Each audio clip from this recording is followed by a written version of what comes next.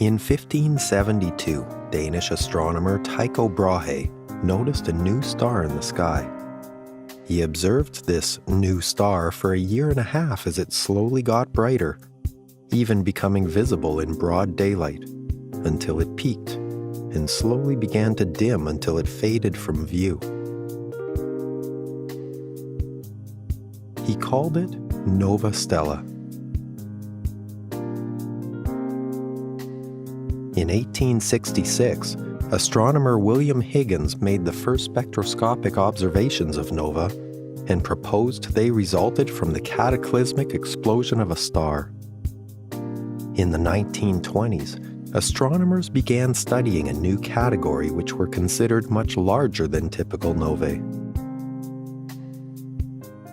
In the 1930s, the term supernova was coined.